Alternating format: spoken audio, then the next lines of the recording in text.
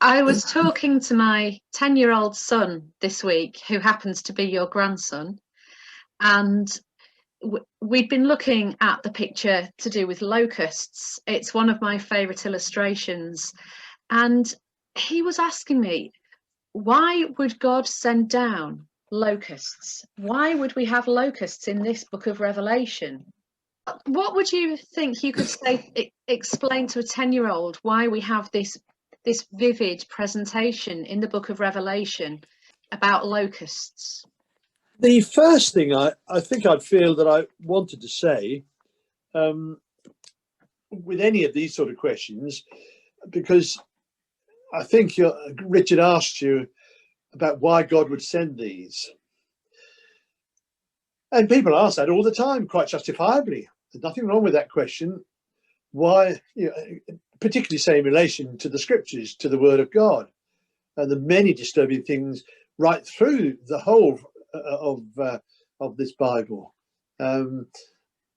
which cause us many misgivings and questions. The battles and so on and so forth. They're all there. We people tend to be familiar with that sense of the children of Israel being asked to do what seem to be terrible things and so on.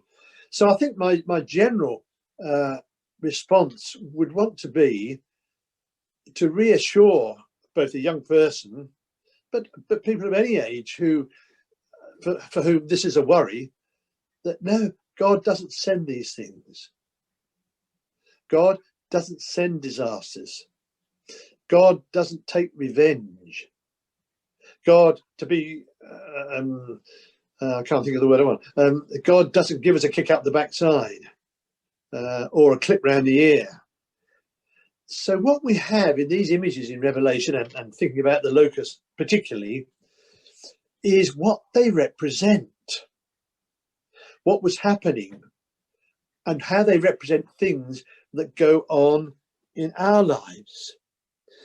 And I mean, just to try to encapsulate that in a sentence or two, well, I've seen pictures only recently on, I think, David Attenborough's wonderful shows on television, of swarms of locusts coming down onto the earth and devouring everything in sight. So if we then apply that to human experience and behaviour, I don't think it's too hard for us to think of how, in our experience, there are times when our mind seems to be taken over by a swarm of ideas and anxieties and misapprehensions, wrong ideas, and so on and so forth, which can just devour us, take over what is living. In other words, the plants, the grass, and the shrubs and whatever that the locusts are devouring.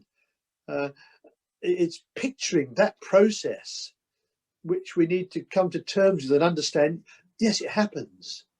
It's not God sending something to punish me. This is part of a human life.